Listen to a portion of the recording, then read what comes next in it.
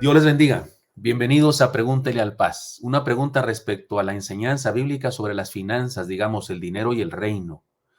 He aquí la pregunta tal como me fue hecha. Si Dios es dueño de todo, ¿por qué en la iglesia nos pide que demos dinero? Esa es la pregunta de alguien y pues tiene su derecho para hacer esta pregunta y si tiene esa duda y si le suena algo extraño este asunto de los dineros y el reino y que pidamos dinero, me parece que tiene razón.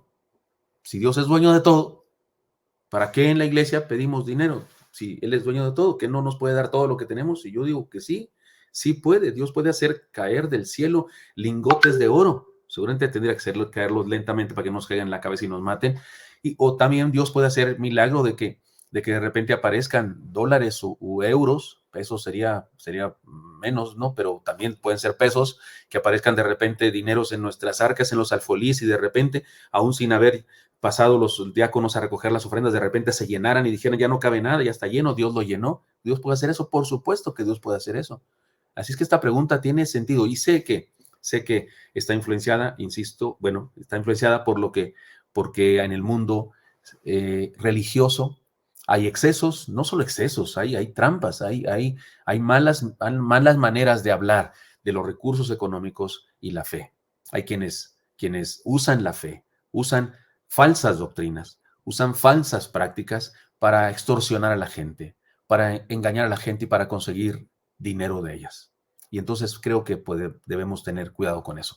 Así es que déjenme compartir con ustedes una enseñanza bíblica respecto a esto de las finanzas y el reino. Y déjenme introduzco con una historia que puede ser graciosa, no sé. Una viejita llegó al cielo, dicen que una viejita llegó al cielo y se formó en la fila de la repartición de los automóviles celestiales. Es imaginaria esta historia. Esta viejita llegó al cielo, se formó en la fila de la entrega de los automóviles celestiales para poderse mover en el cielo, ¿no? Según esto.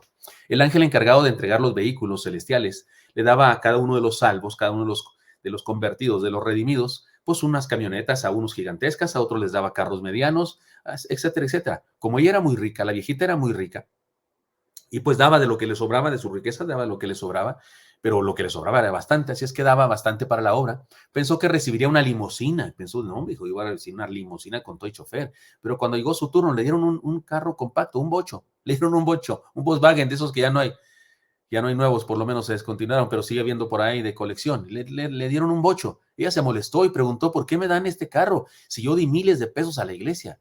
El ángel le dijo, hermana, no tomamos en cuenta cuánto dan los cristianos, sino tomamos en cuenta cuánto dan en relación a lo que Dios les ha dado, porque los que dan mucho es porque Dios les dio mucho. Entonces tomamos en cuenta eso y usted pues con lo que daba le alcanzó para un bocho. Por el asunto de la proporción. Algunos dieron pocos pesos, pero eran todo lo que tenían. Y esos se entregaron todo y a eso se les dio un vehículo más grande. Así que esto fue lo único que alcanzamos a comprar con su dinero. Finalmente ella se fue enojada, pero bueno, con el tiempo está en el cielo, por favor, en el cielo, yo hasta en patineta, ¿no? Y resulta que se fue con su pequeño carro. De vez en cuando se le veía por ahí renegando un poco, hasta que un día San Pedro la encontró muy contenta y sonriente. Y le preguntó, oiga, ¿por qué está usted tan contenta en su carrito, su bocho, si no le gustaba? Y ella dijo, no, es que me río, dice, porque acabo de ver a mi pastor en bicicleta. Ya, ja, ja, ja, ja, ja, ja, muy, muy, muy chistoso, muy chistosito, porque resulta que es el pastor. Bueno, pero esta viejita no era mi oveja. Que consta que esta viejita no era mi oveja. Ahora, esta es una historia, no tiene sustento bíblico, no es teológicamente correcta, es una historia que alguien la imaginó para ilustrar este asunto, pero es que este asunto de dar o no dar a la obra de Dios siempre ha traído controversia en el mundo, siempre. No dudo que algunos incluso en este momento ya le apagaron. Espero que me queden, no sé cuántos me quedan, porque cuando escuchan hablar de dinero, algunos se desconectan. No, si usted me está escuchando, usted, pues no sé cómo está aguantando esto, pero hay gente que apenas, oye, ya van a hablar de dinero, otra vez ya van a hablar de dinero y le desconectan. Hemos tenido sermones que hablamos de la salvación y hablamos del amor de Dios y de la esperanza y de cómo enfrentar la muerte y cómo enfrentar esto y aquello. Pero cuando alguien de repente menciona las finanzas y el reino de Cristo, le duele el codo, se pone así como Hulk, se pone verde, se distorsiona y se va.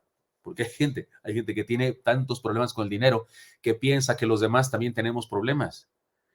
Y por eso dicen por ahí que ¿cómo se dice? El león cree que todos son de su condición. No dudo que algunos, insisto, se hayan desconectado o algunos se estén sintiendo incómodos y están a punto de desconectarse. porque sospechan que voy a predicar sobre la mayordomía de los bienes materiales y en realidad voy a hablar del plan financiero de Dios. Por otro lado, en nuestro mundo se hacen poderosas campañas que instan a dar a las personas y hay quienes dan. O sea, hay campañas que dar para los hospitales, para la Cruz Roja, para las mujeres abandonadas, para los niños de la calle, para dar de comer, hay personas que llegan a nuestra puerta de nuestra casa y piden ayuda para apoyar la economía de un centro de rehabilitación para drogadictos o alcohólicos. Es decir, en el mundo hay instituciones que juntan recursos para bendecir. ¿Qué creen? La Iglesia de Cristo ha sido puesta en el mundo para compartir, para saciar necesidades, para dar. El problema es que algunos no han entendido la dimensión espiritual de este asunto. ¿Se acuerdan de uno de los milagros más famosos de Jesús? Cuando alimentó a una multitud, más de 5,000, porque dice que eran 5,000 varones, sin contar las mujeres ni los niños, deben haber sido 10,000, 15,000, 20,000 personas, y los alimentó. ¿Se acuerdan? Jesús puede hacer milagros, y los hizo, pero no hizo el milagro sin que alguien pusiera algo. Dijo, busquen, a ver cuánto hay, busquen. No dijo, no se preocupen, ahorita lo aparezco. No, dijo, a ver, busquen. Hubo que dar. Hubo alguien que dio, un niño. Los demás comieron de gorra, pero hubo alguien que dio. Porque en la iglesia siempre es así, hay que dar. Damos. Jesús nos desafía, da. No tiene necesidad de irse, dijo Jesús, dadles vosotros de comer. No se trata de impuestos ni de cooperacha, se trata de adoración. En el primer siglo había problemas en Jerusalén porque los hermanos de Jerusalén era una comunidad muy pobre y Pablo andaba por todas las iglesias de Asia Menor donde andaba predicando el evangelio, recolectando ofrendas para llevar a los pobres de Jerusalén. La carta a los Corintios, la segunda carta a los Corintios se trata de eso. Casi toda la carta se trata de eso, de cómo se juntó la ofrenda y cómo había que juntarla. ¿Dios podía alimentar a los pobres de Jerusalén? Por supuesto que sí. Dios pudo haber hecho que cayera maná del cielo como cayó en el desierto. Pudo haber hecho que cayeran codornices como que apareció en el desierto. Pudo haber hecho que parecieran lunchy bones, o sea, ya así armados ya y calientitos. Pero no es su estrategia. Su estrategia es usar a su pueblo para que su pueblo provea de lo que Él le ha dado a su pueblo. O sea que Dios sí hace llover bendiciones sobre la iglesia. Sí hace llover lingotes de oro, sí hace llover dólares, euros y pesos, sí hace llover, pero los hace llover sobre nuestras carteras, los hace llover sobre nuestros bolsillos, nos bendice. Él dijo que abriría las ventanas de los cielos, nos bendice y nos bendice no para que nos lo quedamos solamente, sí para que lo usemos en nuestros gastos, pero también para que lo demos para el bien de su obra. Entonces sí se hace llover. Permítame resumir las estrategias que Dios estableció para dar. En la Biblia se habla del diezmo. ¿Qué es el diezmo? Dice la palabra de Dios en Levítico 27:30. Solamente voy a usar un versículo en cada asunto. Dice, o dos. Y el diezmo de la tierra, así de la simiente de la tierra como del fruto de los árboles de Jehová es cosa dedicada a Jehová. O sea, Dios dice, el diezmo es mío. Así que cuando usted y yo damos el diezmo, no lo estamos dando, en realidad lo estamos consagrando porque ya era de Dios. Ya era de Dios. De hecho, si lo que damos fue robo. Dice el texto, traed todos los diezmos a la alfolía y alimento en mi casa, y probadme ahora en esto, dice Jehová de los ejércitos, si no os abriré las ventanas de los cielos y derramaré sobre vosotros bendición hasta que sobreabunde. Y si usted lee el contexto de este texto, Malaquías 3:10, si usted lee lo anterior, Dios le dijo al pueblo, me habéis robado. Y dijisteis, ¿en qué te hemos robado? Y el Señor dice, en vuestros diezmos y ofrendas. Por eso digo, el diezmo no se da, el diezmo se entrega, se consagra, porque ya es de Dios. Tú le das a alguien algo que no es de él. Pero en el caso de esto, es de Dios. No se lo doy, se lo entrego, porque es de Él. Como cuando te encuentras algo que no es tuyo, ¿qué haces? Se lo das al dueño. El diezmo es de Dios, Él lo dice, su palabra lo dice. La cantidad de mis ingresos que sistemáticamente consagro a Dios y la entrego para obra de Dios tiene una base como mínimo de 10%. Yo creo que algunas personas su diezmo debería ser mucho más, porque con lo que se quedan viven ellos y sus familias por 4 generaciones más. Ofrendas. Cada uno con la ofrenda de su mano, conforme a la bendición que Jehová tu Dios te hubiere dado. Deuteronomio 16 y 17. Esta es una entrega de una porción de los bienes materiales que Dios nos ha dado y que nosotros realizamos como una acción de gracias, por favores recibidos. Es una respuesta a la gracia de Dios. O sea, además del diezmo, usted y yo tenemos el derecho, el privilegio, no es obligatorio ni es una ley, tenemos el derecho, el privilegio de dar algo más. Porque estamos contentos por lo que Dios nos dio, por lo que Dios nos bendijo, por un milagro que hizo nuestra vida o simplemente por la vida diaria. Primicias. Honra a Jehová con tus bienes y con las primicias de todos tus frutos. Proverbios 3:9. Los primeros frutos de una siembra, los primeros frutos del ganado, los primeros ingresos de un negocio, de un trabajo, el primer día de sueldo del año, etcétera, representan el deseo de darle a Dios lo mejor y y a su obra la prioridad sobre todo. En aquella época se daban los primeros frutos de un árbol, no solamente los de la primera cosecha, sino los de cada año, los primeros frutos del año. Y el primer becerro de una becerra, su primer parido, su primogénito, y de cualquier animal que tuvieras en tu granja, y también de tus recursos. El día de hoy, yo exhorto eso a los jóvenes cuando están en la universidad y todavía no tienen su primer trabajo formal. Les digo, tu primer salario, darlo a Dios, conságralo. Nunca lo has recibido. Tienes 24 años y nunca lo has recibido. ¿Qué tal un mes más? ¿Qué tanto es o una quincena más? Y este es tu primer salario, no, conságralo por completo a Dios, no te la vas a acabar, Dios te va a bendecir en abundancia. Y no es que lo hagamos para que nos bendiga, porque no estamos comprando bendiciones, sino porque Él prometió que haría eso y confiamos en Él. De hecho, el dar o no dar tiene mucho que ver con la fe. Y además, limosnas u ofrendas de amor. Mas cuando tú des limosna, no sepa tu izquierda lo que hace tu derecha, para que sea tu limosna en secreto, y tu Padre que te ve en lo secreto te recompensará en público. Mateo 6, 3 al 4. Limosnas no son diezmos, no son ofrendas, no son primicias, son ofrendas de amor a un necesitado. Estas no se dan necesariamente para la obra, se dan para una persona, para un necesitado. Como cuando recolectamos para los que experimentaron el terremoto en Acapulco, o cuando recolectamos para los pobres, para los niños que damos de comer en nuestro comedor allá en Chimalhuacán. Estas son ofrendas, limosnas se llaman, aunque la palabra se ha deteriorado en su uso, pero significa eso, una acción de gracias que damos para alguien. Y es aquí donde Dios dice que no sepa tu mano derecha lo que hace tu mano izquierda. No lo dice del diezmo. Tengan cuidado con eso, porque hay gente que confunde y quiere usar lo que este texto dice para el diezmo, para la ofrenda. Dice, no, yo por eso no pongo en un sobre mi diezmo, no pongo. Quiero decirles que en Oreb se pone en un sobre porque es de esos sobres y de la cantidad que esos sobres nos dan, que podemos planear nuestro año. No podemos planear de lo que de repente llega, porque no sabemos si va a volver a llegar el próximo mes. Planeamos de lo que estamos comprometidos a dar los cristianos, los miembros de la iglesia. Pero hay gente que se oculta su falta de sanidad en la mayordomía, diciendo que es que no quiero que sepa tu mano derecha lo que es tu mano izquierda. Eso no se aplica ni al diezmo, ni a las primicias, ni a las ofrendas. Se aplica a las limosnas.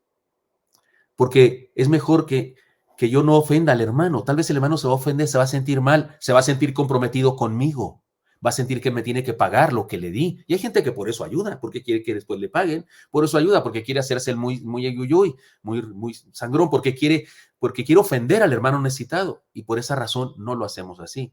Es ahí donde cabe, no sepa tu derecha lo que hace tu izquierda, no en otro momento. Pero por supuesto que también es importante que lo señalemos. Esto es lo que podemos llamar el plan financiero de Dios. Este asunto del dinero, esto que me preguntaron, ¿por qué si Dios es dueño de todo lo que tiene, de todo lo que existe? Nos pide, ¿por qué es su plan financiero? Y es el plan financiero de Dios, no mío. No es el nuestro, no es el de la congregación, es el plan financiero de Dios. Estas acciones establecidas por Dios constituyen su plan general de sostenimiento de la iglesia. Así planeó Dios sostener su iglesia, mediante los diezmos, ofrendas, primicias y limosnas que los miembros de su iglesia entregan, consagran, dan, ofrendan. Por siglos ha sido así y hasta el día de hoy no ha fallado. Escúcheme, hermano, por favor, los que hicieron estas preguntas, porque fueron muchas. Por siglos ha sido así y hasta el día de hoy no ha fallado. Porque personas dieron de lo suyo, fue posible que misioneros de diferentes países viajaran por el mundo a evangelizar. A nuestro país vinieron, primeramente, un inglés, también vino un holandés, vinieron norteamericanos, muchos norteamericanos son de los que más vinieron. Estamos ¿cómo se dice? Estamos en deuda nosotros, con europeos y con los norteamericanos que vinieron a predicar el evangelio. Algunos de ellos venían en burro, andaban por todo el país antes de la Revolución Mexicana. Eran colportores, vendían Biblias, por supuesto, a muy bajo costo. Y predicaban en el camino de vender la Biblia, predicaban y hacían grupos de estudio bíblico. ¿Y cómo vinieron? O sea, dejaron su país, allá donde habría mejores posibilidades de vivir en salud y sin persecución y sin revolución. Fueron expulsados durante la revolución, algunos de ellos fueron asesinados durante la revolución. La obra misionera en México está teñida por sangre de nuestros misioneros. ¿Y cómo se estuvieron acá? Si acá no tenían trabajo, ¿cómo se estuvieron? Porque iglesias de Estados Unidos diezmaron, ofrendaron, dieron primicias, dieron limosnas para que estos misioneros pudieran venir sostenidos por ellos y predicarnos el evangelio. El plan financiero de Dios ha funcionado siempre. A través de toda la historia ha funcionado. A pesar de los tacaños que no dan, a pesar de los quisquillosos que dicen, no, es que yo no doy porque no sé en qué lo usan. No, es que no me gusta que de repente los pastores traen carro nuevo y que no sé qué y se quejan porque algunos cortan con la misma tijera a todos los pastores del mundo y no es así. No es así. Cuando personas hacen esas críticas, yo no me pongo el saco, no me queda el saco. En nuestra iglesia Oreb no nos queda el saco. En Oreb hay una comisión de finanzas que administra, que establece mediante ¿cómo se dice? Un cálculo, los salarios. ¿Cómo se llama eso? No sé cómo se llama ese parámetro que se usa en las empresas, pero se establecen los salarios y se dan los salarios. Y pase lo que pase en el mes, ese es lo que se le da, no se le da más al pastor porque predicó más o porque, no, señor, ese es un salario como un obrero, como un empleado. Yo soy un obrero de Dios y un obrero de la iglesia también, porque este es el plan financiero de Dios, que así ha sucedido y así es como se ha podido evangelizar el mundo y así es como México fue evangelizado. ¿Saben ustedes que las Biblias, todas las Biblias que tenemos ustedes y yo, están subsidiadas? No hay Biblia sin subsidio. Todas las Biblias están subsidiadas, todas sin excepción. Una Biblia como esta, de piel interior también, con un papel tan fino, no vale lo que me costó en la librería cristiana. No, señor, vale mucho más. En su costo es mucho más. Todas están subsidiadas, porque el cristianismo así es, el cristianismo da. Cuando usted y yo vamos a una iglesia, no se imagina el gasto que significa eso. No se imagina el edificio, cuesta rentarlo. Y si no le cuesta rentarlo a la iglesia, le cuesta al que se lo presta. Pero tiene un costo. Y la luz, y el agua, y la seguridad, y la limpieza, y los lugares donde estamos sentados cómodamente, tienen un costo. Y hay gente que es tan mal agradecida que no entiende eso. Y toda se pregunta. Ahora, este no es un asunto solamente de bancas y sillas y de forros de piel de las Biblias. No, señor, es un asunto espiritual. El evangelio puro y sin contaminación llegó a Latinoamérica gracias a los hermanos e iglesias de Europa y especialmente de Estados Unidos que aportaban recursos para enviar misioneros, sembrar iglesias, seminarios, hospitales, casas hogar y muchos ministerios. Y todo esto que hacían, lo hacían porque entendían lo que significa: me seréis testigos en Jerusalén, en toda Judea, en Samaria, hasta lo último de la tierra. Hicieron esto porque entendían perfectamente lo que quiere decir y hacer discípulos a todas las naciones. Es decir, el asunto de dar y ofrendar para ellos fue obediencia a la obra de Dios. Ahora mismo nos reunimos en un lugar con las condiciones adecuadas, sonido, luz, me refiero cuando nos reunimos presencialmente, sonido, luz, agua, baños, instrumentos materiales, etcétera, gracias a la fidelidad de diferentes hermanos que obedecen a Dios. Ahora mismo, para hacerlo más concreto, estoy en una computadora y acá tengo otros aparatos electrónicos para hacer una transmisión correcta de la excelencia que usted merece. Y todo eso costó, todo eso tiene un costo. Las primeras veces que transmitimos nuestros cultos, fuimos de las primeras iglesias del país que transmitimos nuestros cultos, si no es que no la primera, transmitimos nuestros cultos a todas partes del mundo. Quiero decirles que se compraron con recursos de la iglesia. En aquella época comprar una cámara de esas y comprar un sistema para transmitir era más costoso que ahora, pero también hubo personas. Precisamente las personas del Anglo que ahora nos prestan ese lugar, también donaron un equipo de cámaras y aparatos, cosas que nos iban a ser útiles para transmitir. Porque al hermano le gustó un sermón y me dijo: pastor, eso lo debe oír mucha gente. Y fue cuando yo le dije: pues sí, nos gustaría transmitirlo de mejor manera. Y él dijo que hace falta y ordenó que se compraran instrumentos. Siempre es así. Damos, los cristianos damos. Es por medio de esta estrategia financiera establecida por Dios que los creyentes podemos demostrar nuestras convicciones y nuestra entrega. Jesús dijo: porque donde esté vuestro tesoro, allí estará también vuestro corazón. Acepto las preguntas que me hicieron y sé que son genuinas y que parten de un corazón sincero que quiere saber por qué se hace esto. Y sé que la confusión puede ser por causa de lo que está pasando en el mundo religioso, que algunas personas sí son usureros y engañan a la gente. Sin embargo, sé que habrá quien se hace preguntas como estas que me han hecho, basados en otro tenor de sentimientos. Tal vez porque tienen serios problemas para despojarse de bienes materiales. Tengamos cuidado, que nuestras preguntas y nuestro ser quisquillosos y nuestro criticar a las situaciones financieras de la iglesia, tengamos cuidado de que no surjan de un corazón avaro y un corazón tacaño. Y que nuestro problema no es doctrinal ni teológico, no es que de veras nos importa la respuesta, lo que pasa es que nos duele en el alma. Tengamos cuidado con eso, busquemos sanidad en Jesús, porque la palabra dice: porque donde esté vuestro tesoro, allí estará también vuestro corazón. Esto está en Mateo 6, 19 al 21. Este es el plan financiero de Dios. Pero ¿saben qué? Tengo otras cosas que decirle. Es que le quiero pedir que también vea y escuche el siguiente podcast que está preparado también como una continuación de este, en donde seguiremos hablando del plan financiero de Dios. Nos vemos entonces pronto.